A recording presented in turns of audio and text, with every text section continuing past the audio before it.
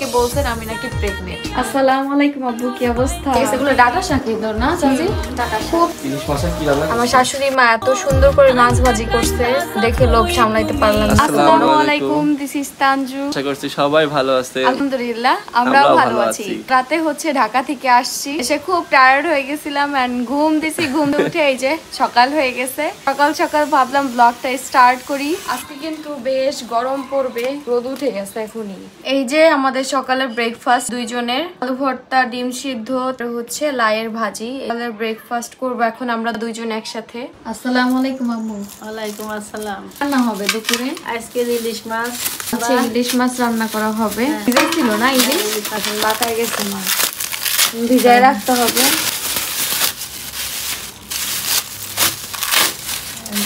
Medium সাইজের ইলিশ মাছ এটা। হ্যাঁ, তো কাঁচা আমের সময় শেষ, এখন পাকা আম না, গাছের আম, ঠিক না? এই যে আমগুলো পাইকে গেছে, ওই যে একদম গাছ পাকা আম লাল টকটকে, পাখন মাত্র শুরু, শেষ। তাও আছে কাঁচা আম কিছু কিছু জায়গায়। মিষ্টি, খুব মিষ্টি। এই আমে আঁশ বেশি। আজ বেশি হয়। আজকে এত সুন্দর একটা পার্সেল এসেছে, আমার একটা হেয়ার কম্বো এসেছে। অলরেডি আমি একটা ইউজ করে ফেলছি, এত ভালো রেজাল্ট পাইছি যে আরেকটা নিয়ে এসেছি। আর আম্মু এটা অনেক ভালো না, চুলের খুব উপকার আম্মু হয়। বলতেছিল যে এটাই নিয়ে আসো, আবার এটাই ব্যবহার করো, চুলের অনেক ভালো কাজ করতেছে। আর এদের কি কি কাজ হয়, উপকারিতা সবই বলবো আজকে। এটা একটি জাফরান হেয়ার কম্বো। এখানে 3টি প্রোডাক্ট থাকবে, তেল, শ্যাম্পু, হেয়ার মাস্ক। 3 থেকে 7 দিনে চুল পড়া একদম কমে যাবে। 1 মাস ব্যবহার করলে 3 ইঞ্চি চুল বেড়ে যাবে। নিয়মিত ব্যবহারে নতুন চুল গজায়, ঘন চুল করতে সাহায্য করবে। আপনার আমার চুলের সব সমস্যা সমাধান করতে পারবে এই কম্বো। আর এই অরিজিনাল প্রোডাক্ট পেয়ে যাবেন রিয়া কুইন ফ্যাশন পেজে। আমি ওখান থেকে সবসময় পারচেজ করি। আপনারা চাইলে তাদের ইমো হোয়াটসঅ্যাপ থেকেও অর্ডার করতে পারেন। আজকে আবার পাঙ্গাস মাছও রান্না করা হবে না? পাঙাশ মাছ রান্না কি করবো। দিয়ে রান্না করবো? দিয়ে করি, পটল দিয়ে করি দিই। আব্বু হচ্ছে একটু ঝোল ঝোল তরকারি পছন্দ করে, তো আমাদের 2 রকমের মাছ রান্না হবে আজকে। আসসালামু আলাইকুম চাচি, কি অবস্থা? এই যে দুপুরে রান্না করা করছে সবাই। আজকে এখনো হয়নি, সবুজ শাক ভাজি হবে, বাড়বো না।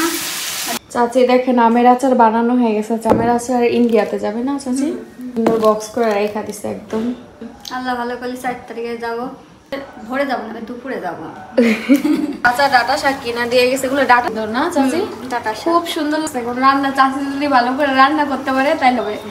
শাকটা সুন্দর, অনেক রান্না নরম মাছ তো দেখা যায়। এগুলো তো অনেক ভালো লাগে।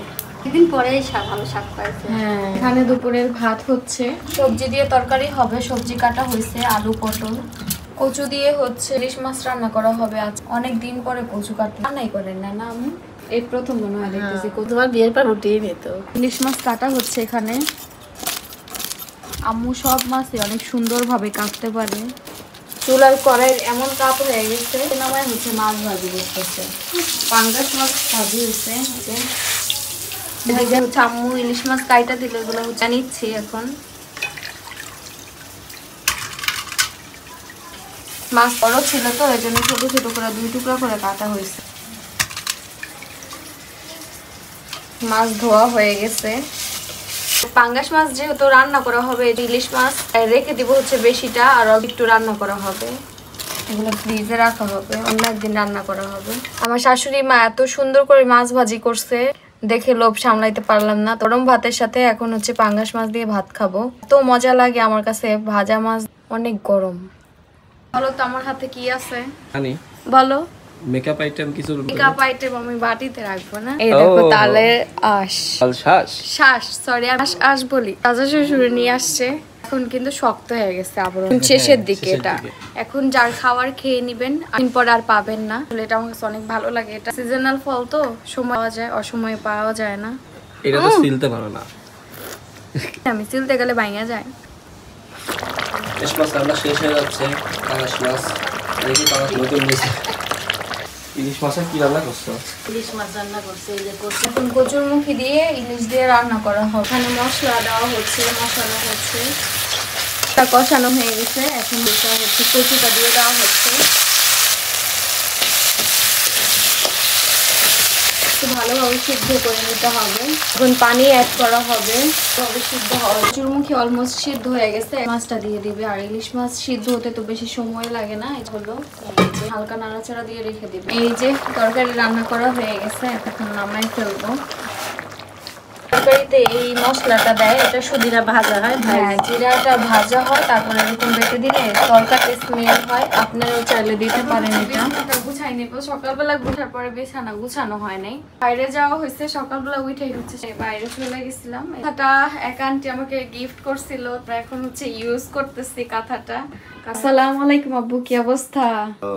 কালকে রাতে দেখা হয়নি আমার সাথে, আসছিলাম হ্যাঁ এই জন্য। আর তখন হ্যাঁ আস্তে আস্তে অনেক লেট হয়ে গেছিল, আমাদের ট্রেন হইলো 2 ঘন্টা লেট ছিল। তো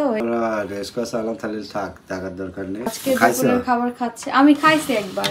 আজকে আম্মু হচ্ছে পটল দিয়ে হচ্ছে পাঙ্গাস মাছ রান্না করছে। ইলিশ দেয় না আম্মু? না না আমি খাই না। কেন? আমি খাবো না। ও ইলিশ মাছেও গ্যাস, গ্যাসে অনেক সমস্যা, একটু কম গ্যাস। কিন্তু ঝোল ঝোল তরকারি খাইলেই ভালো হবে শরীরের জন্য। পার্সেল নিয়ে যাওয়া হচ্ছে, একটা পার্সেল নেই, কিছু পার্সেল আছে। রেগুলার পার্সেল দিয়ে তাই না, তারপরে আমাদের তো ডেলিভারি যায় তাই না। সমস্যা নেই, বলতে হবে যে রিল্যাক্সে বুঝাতে হবে। রিসেন্টলি অনেক অনেক অনেক বেশি কমেন্টস আসতেছে।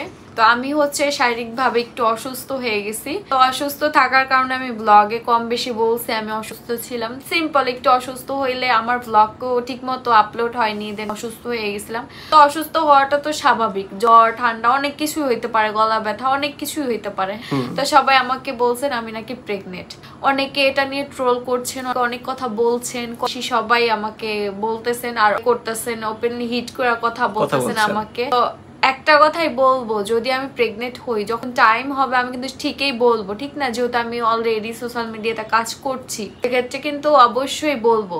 আর হ্যাঁ সবাই ধারণা করে বলতেও পারে, স্বাভাবিক, বাট এইভাবে এত নিয়ে কেউ বলতে পারে না, কারো কোনো রাইটস নাই। এইভাবে কেউ খারাপ মন্তব্য করে কেউ কোনো কথা বলতে পারে না। তো আমি যদি প্রেগনেন্ট হয়েই থাকি অবশ্যই আপনাদের বলবো, কিন্তু এইভাবে আপনারা নিজেরা মন মতলব করে একটা কথা বললেই তো হবে না, ঠিক না? বিয়ের আগে অনেক উল্টাপাল্টা কথা বলছেন, এখন বিয়ে হয়ে গেছে 7 মাস হয়ে গেছে অলরেডি, তাও আপনারা কোনো কথায় ছাড় দিচ্ছেন না। আর আমি অসুস্থ, একটা যে কোনো একটা সমস্যা হইতেই পারে মানুষের। এখন আমি ওপেনলি কোনো কথাই আসলে ক্যামেরাতে বলি না। আপনারা জানেন যে আমি কখনোই বিয়ের পর থেকে আমি কখনো একসাথে বইসা আমার বর আর আমি কোনো বিষয় বা কোনো টপিক্সে কথা বলছি, ঠিক না? কারণ আমি ওই টাইপের ব্লগ করি না, ওই টাইপের ব্লগ ভিডিও করি না। ভিডিওই হচ্ছে ডেইলি ব্লগ, আমি ডেইলি কি করছি না করছি, আমার ভালো মোমেন্টগুলো। আমি কখনোই আমার খারাপ, সবার প্রত্যেকটা মানুষের লাইফে ভালো খারাপ মিলে হচ্ছে একটা দিন বা একটা সময় কাটে। তো আমার লাইফে ভালোও আসতে পারে, খারাপও আসতে পারে, বাট আমি কখনোই আমার লাইফের খারাপ জিনিসগুলো প্রেজেন্ট করি না আপনাদের সামনে। কারণ খারাপ জিনিস প্রেজেন্ট করলে ওটার পরিণত খারাপই হবে, স্বাভাবিক।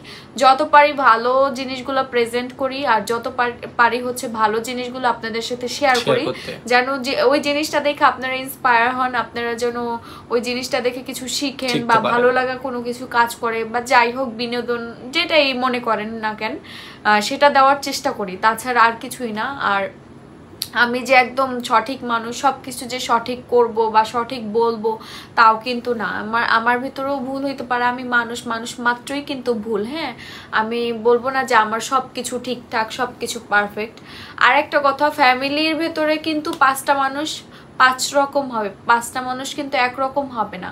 কারণ 5টা মানুষের মেন্টালিটি এক এক রকম, আল্লাহ তাআলা ব্রেন এক একজনকে এক এক রকম দিছে। হ্যাঁ যার যার ব্রেনের কাজ শেষে করবে, এটাই স্বাভাবিক। তো আমার ফ্যামিলিতে ওইটা করলো বা এইটা করছে, ওইটার কৈফিয়ত কিন্তু আমি দিতে পারবো না।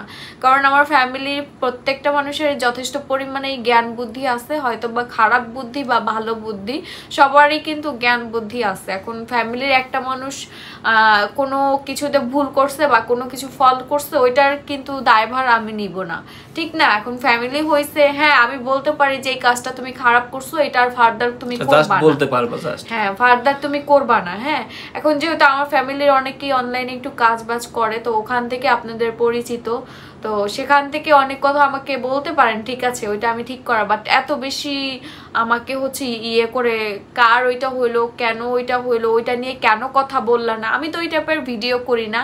আর কেউ যদি মারা যায় আমি মনে মনে তার জন্য অনেক বেশি দোয়া করি, আর আমার কষ্টও লাগে, আমার খারাপ লাগে, আমি কথা বলি ফ্যামিলিতে, বাট আমি ওপেনলি কখনো কাউকে নিয়ে কোনো কিছু ভিডিও করি না। আমার কাছে অন্যরা এটা করতে পারে, কিন্তু আমার আমরা কাছে করবো এটা না। ভালো লাগে না। আমার কাছে মনে হয় যে মানুষটা চলে গেছে তার জন্য আমার খারাপ লাগা, আর ওইটা আমি ক্যামেরাতে শো করবো এরকম না। আর হয়তো যদি আমার ফ্যামিলি একদম আপনজনের ভেতর কেউ হয়, অবশ্যই সেটা আমার অনেক বেশি সফট কর্নার, সেটা আমার সব থেকে বেশি খারাপ লাগবে। আর সেই জিনিসটা তো আমি অবশ্যই শেয়ার করবো যদি হয়ে থাকে কখনো, ঠিক না? তো আমাকে কেউ ওইভাবে বলবেন না যে ওই বিষয় নিয়ে কেন কথা বললা না, ওর বিষয় নিয়ে কেন কথা বললা না। রিসেন্টলি আমার খালামণির বিয়ে হয়েছে, বিয়েতে আমি যাব, কিন্তু আমি অনেক বেশি সিক ছিলাম, অনেক বেশি অসুস্থ ছিলাম। সেই কারণে হচ্ছে আমার আম্মু, আমার খালামণি, আমার ছোট খালামণির বিয়ে ছিল, আমার খালামণিও কিন্তু বলেনি যে আসতেই হবে, কারণ সবাই জানে যে কম বেশি আমার শরীরটা একটু খারাপ।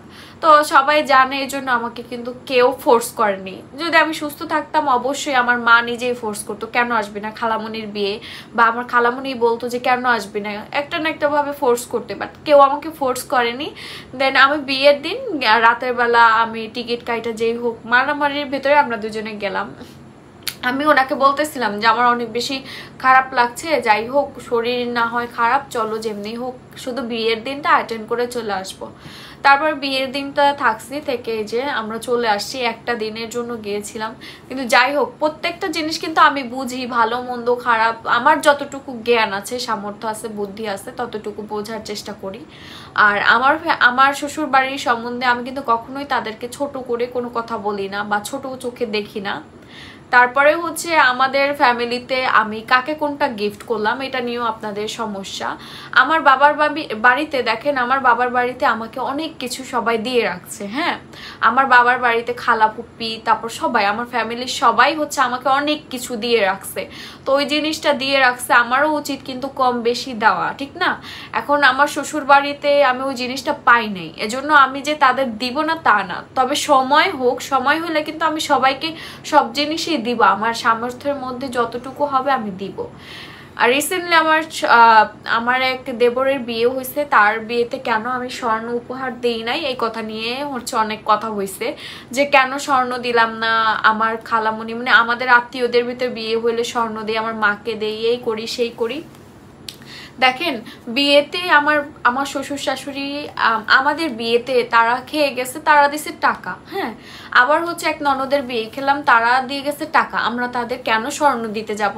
আর যদি হয় ওই টাকার ভেতর যদি স্বর্ণ অবশ্যই হয় অবশ্যই দিব, বাট ওরকম আমরা প্রিপারেশন নিয়ে কেউ কিন্তু নিজের আত্মীয়র ভেতর ধরেন নিজের বোনের নিজের ভাইয়ের বিয়ের কথা আলাদা, কারণ ওদের বিয়েতে দেওয়া বা নিজের ননদের বিয়েতে দেওয়া এটা হচ্ছে আমার দায়িত্ব, ঠিক না? এই দায়িত্ব থেকে তো আমি কখনো পার পেতে পারবো না।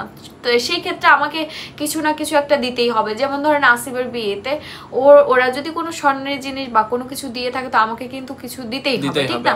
আর ওরা যদি আমাকে 10,000 টাকা আমাদের বিয়েতে দেয়, হয়তো বা ওইটা কিছুদিন পরে হলে আমি 15,000 টাকা দিব, এটাই তো।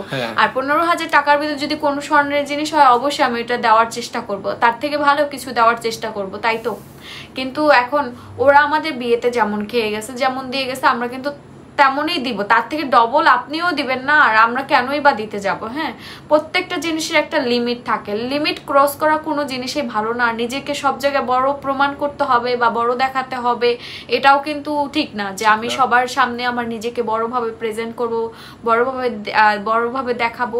হ্যাঁ, আমার কাছে ভালো লাগা সফট কর্নার থাকতেই পারে, যেমন আমার চাচি শাশুড়িকে আমার অনেক বেশি ভালো লাগে, আমার শাশুড়ি মাকেও ভালো লাগে। আমার শাশুড়ি মা চাচি শাশুড়ি মার ভিতরে আমি কোনো কিছুর তফাৎ দেখি না। তো আমি কিছু একটা করতে গেলে আমার চাচি শাশুড়ির জন্য ভাবে আমি তাকে একটা 3 পিস দিব, বা আমি দেখি যে তাদের কোনো দিকে কোনো কিছু কম আছে, জিনিসটা আমি হচ্ছে এবং আপন মা কোনো সময় পর হয় না, তাদের দিলেও সে খুশি না দিলেও খুশি, ফুলফিল করার চেষ্টা করি। কিন্তু আপনারা অনেকেই হচ্ছে অনেক ধরনের পিনিক বাজার কথা বলেন, ওকে দিলেন না, এটা দিলেন না, এটা আসলে ঠিক না, বুঝতে পারছেন?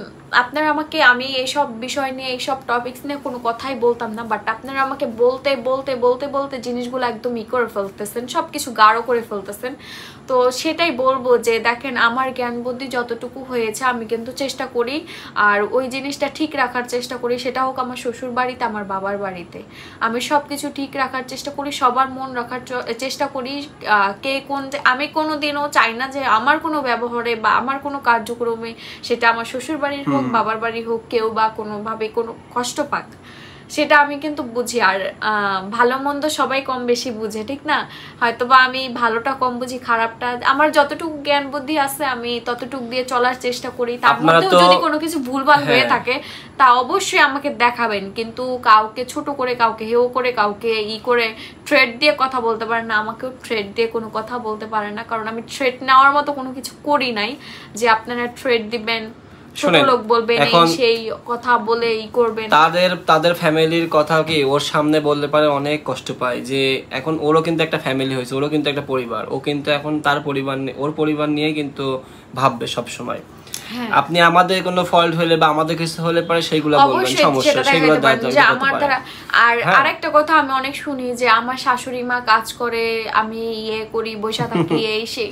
আপনি তো বাড়িতে এসে দেখতেছেন না। আর রান্না বাড়াটা আমার শাশুড়ি মা নিজেই করে, সে আমার আম্মু ওকে ঢুকতেই দেয় না। হ্যাঁ, আমি বলি আমার দাদি শাশুড়ি, সেও কিন্তু রান্না বাড়া করছে। আমার দাদি, আমি যখন বিয়ে হয়ে আসছি তখন আমার দাদি শাশুড়ি বলছে যে কেন তোমাকে রান্না করে খাওয়াবে না কেন? অন্য কোনো দাদি শাশুড়ি হলে অবশ্যই বলতো তোমার শাশুড়ি মা রান্না করছে, তুমি কেন করছো না, এটা অবশ্যই বলতো। আমার দাদি শাশুড়ি বলছে যে ওরা রান্না করে কয়দিন, মাত্র কয়দিন হয়েছে ওরা আলাদা হয়েছে, রান্না করতেছে, আগে তো আমিই রান্না করে খাওয়াইছি। তো সে আমাকে বলতেছে তুইও এখন কাজ বাজ করবি না, তুইও রান্না বান্না করবি না, তোর যখন সময় হবে, তোর যখন সংসার হবে, তুই অবশ্যই এমনিই রান্না করবি। তো আমার শাশুড়ি মাও কেউ কিন্তু বলতেছে না যে রান্না করো। এখন কিন্তু অনেক শাশুড়ি, শুধু আমার শাশুড়ি বলতে না, অনেক অনলাইনে দেখবেন যে অনেক শাশুড়ি মারা তাদের বৌমাকে অনেক বেশি ভালোবাসতেছে, তাদের অনেক কাজ করে দিতেছে, এতে কিন্তু কোনো করার কোনো নাই। আমি দেখছি আমার বাড়িতে আমার দাদি আমার আম্মুর কাপড় ধুয়ে দিছে, আমার আম্মুর অনেক কাজ করে দিছে। তো এই জন্য কি শাশুড়ি মারা ছোট হয়ে গেছে? আমার মা হলে এই জিনিসটা করতো না। আমার মা তো আমার সব কাজ করে দিত, কম বেশি সব কাজ করে দিত। আমার মা যখন বুয়া রাখছে তখন থেকে আমার কাজ বাজ কম করতো, মানুষ দিয়ে করাইতো। বাট আমার মা যখন করা লাগতো তখন তো আমার সব কিছু করছে। অনেকে করে কথা বলেন যে তোমার মা তো এত ভালোবাসে নাই, তোমার শাশুড়ি যা ভালোবাসছে। আমার মা যদি ভালো না বাসতো আমি তানজিল আজকে এই জায়গায় থাকতে পারতাম না। যা করেছি মায়ের জন্য করেছি, মা সাপোর্ট করছে বিধায় আমি এই জিনিসগুলা করতে পারছি। আর সবাই সবার বাবা মাকে ভালোবাসে, আমি আমার বাবা মাকে ভালোবাসি। শ্বশুর শাশুড়ির স্থান শ্বশুর শাশুড়ির স্থানেই থাকবে, বাবা মার স্থান বাবা মার স্থানেই থাকবে। কারো স্থানে কাউকে নিতেও নাই, কারো স্থান কাউকে দিতেও নাই, ঠিক না? তো আমি সেই জিনিসটাই চেষ্টা করি যে আমার যেখানে আছে সেখানেই থাকবে। আমি সবাইকে ভালোবাসি, সবাইকে রেসপেক্ট করি, যে যেখানেই থাক সুস্থ থাক, এটা আমি সব সময় কামনা করি। আমার খালামণিরা ভালো হোক খারাপ হোক, তারা আমার খালামণি, তারা আমার রক্তের সম্পর্ক। আমার ফুপ্পি বিদেশ আছে, দূরে আছে, তার জন্য অনেক দোয়া করি, ভালোবাসা। তার দুইটা ছেলের জন্য অনেক ভালোবাসা আমার প্রতি সব সময়, আমার পরিবারের সবার জন্য। আমার খালামণিরা খারাপ হইতে পারে হয়তো বা অন্য মানুষের কাছে, বাট আমার কাছে বেস্ট। আপনি আইসা বললেন তোমার খালামণিরা ভালো না, তুমি অনেক ভালো, সেটাও আমি ভালো মনে করবো না। আপনি এসে বললেন যে তোমার মা ভালো না, তুমি ভালো, এটাও আমি কখন মেনে নিব না। আপনি বললেন যে আমার শাশুড়ি ভালো না, আমি ভালো, এটাও মেনে নিতে পারবো না। আমার যাকে ভালো লাগবে, মানে যে ব্যক্তি আমাকে পছন্দ করবে, সে আমাকেও পছন্দ করতে হবে, আমার পুরো পরিবারকেই পছন্দ করতে হবে। কারণ আমি আমার পুরো পরিবারকে পছন্দ করি, সেক্ষেত্রে আমাকে যে ভালোবাসবে তা সেও কিন্তু ঠিক আমার পুরো পরিবারকে পছন্দ করবে, ঠিক না? আর ভিডিওর মধ্যে যদি কোনো ভুল থেকে থাকে অবশ্যই আমাকে শিখাবেন, সেটা আমাকে ধরিয়ে দিবেন। কিন্তু আপনারা হচ্ছে আমার ব্যক্তিগত পারিবারিক কে কি করলো ওইটা আমাকে প্লিজ কে কি করলো ওইটা আমাকে হচ্ছে করবেন না। কারণ ফ্যামিলির সবার ছোট আমি কাউকে শিখাতে পারবো না, আমি কাউকে করতে পারবো না। হ্যাঁ, আমি দু এক কথা বলে বুঝাতে পারবো, বাট ওদের কে কি করলো, কে কিভাবে করলো, প্রেজেন্ট করলো মানুষের সামনে, তারা যেমন ও কি সেরকম হতে পারবে, এই জিনিসগুলো আমাকে আসলে বলবেন না। এই প্রশ্ন অনেক আসে, বুঝলা? হ্যাঁ, তুমি ওর মতো হয়ো না, তুমি ওর মতো হয়ো না। হ্যাঁ, এটাই তো। এখন কারো মতো কেউ হইতে পারে না। এখন সবই হচ্ছে কপাল। আল্লাহ তাআলা অনেক কিছুই হচ্ছে মিলমিল রাখে, ঠিক আছে, কিন্তু মিলমিল রাখলেও আল্লাহ বলছে সব সময় চেষ্টা করে যাবা, চেষ্টা করলে কোনো জিনিসই তুমি এমন না যে পাবা না। তো আমিও চেষ্টা করছি সবকিছু যেন ঠিকঠাক আল্লাহর মতো করে হোক, আমি যেমন চাই তেমন জানি হোক। তো এইটাই। এখন কারোর সাথে কারো তুলনা দিবেন না, এটাই আমার লাস্ট কথা। আর যে যেখানেই থাকেন ভালো থাকেন, এটা তো আমি চাই সব সময়। আমাকে অনেক বেশি ভালোবাসেন আপনারা, আমি জানি সবাই অনেক ভালোবাসে, কারণ এত বেশি ভালো না বাসলে আজকে এই পর্যন্ত আসতে পারতাম না। অলরেডি আমার 1 লক্ষ সাবস্ক্রাইবার হয়ে গেছে, আমি 1 লক্ষ ফ্যামিলি ডান করে ফেলছি। তার মানে 1 লক্ষ মানুষ আমাকে এত বেশি ভালোবাসে, আর রেগুলার আমি যেই পরিমাণে ভিউ পাচ্ছি, সবাই আমাকে অনেক বেশি সাপোর্ট করছেন, ভালোবাসছেন। আর কিছু রোস্টার আছে অনেক বাজেভাবে রোস্টিং করছেন, কি লাভ? রোস্টিং করে কোনো কিছুই তো করতে পারছে না, শুধু শুধু অযথা মানে অন্যের জন্য গর্ত করলে সেই গর্তে কিন্তু নিজেই পড়তে হয়, ঠিক আছে? তাছাড়া আর কিছু বলবো না। আপনারাও ভালো থাকেন, সবাই ভালো খারাপ বলেই দুনিয়াতে মানুষ। আমি যে পুরাপুরি ভালো তাও না, ভালো খারাপ মিলাই মানুষ। অনেকেই আছে যে চেহারা নিয়ে অনেকে কটু কথা বলে না, এখন চেহারা তো আল্লাহর দান। হ্যাঁ, কেউ এখন চেহারা দেখেন সবার তো পারফেক্ট না। আমরা তো যাও আমাদের হাত পা শরীর সব সুস্থ আছে, দুনিয়াতে এমনও মানুষ আছে যে কারো হাত নাই, কারো পা নাই, কারো এক চোখ অন্ধ। অনেক মানুষ এখন অনেক, আপনার অনেক দেখা যাবে ভিডিও দেখতেছেন, আপনার অনেক ফ্যামিলিতে বাচ্চা কাচ্চা সমস্যা হয়েছে, আত্মীয় স্বজনের ভেতরে এই ওই সমস্যা, এটা স্বাভাবিক হইতেই পারে, সব আল্লাহর ইচ্ছা এখন এর জন্য। আর আমি তো শুকরিয়া করি যেমন আছে, আলহামদুলিল্লাহ। সবার শুকরিয়া করা উচিত যে আমরা এখন সুস্থ আছি, আলহামদুলিল্লাহ। এটাই, সবাই ভালো থাকবেন, আমাদের জন্য দোয়া করবেন, আমরা যেন ভালো থাকতে পারি। এটাই, আল্লাহ হাফেজ। আল্লাহ হাফেজ।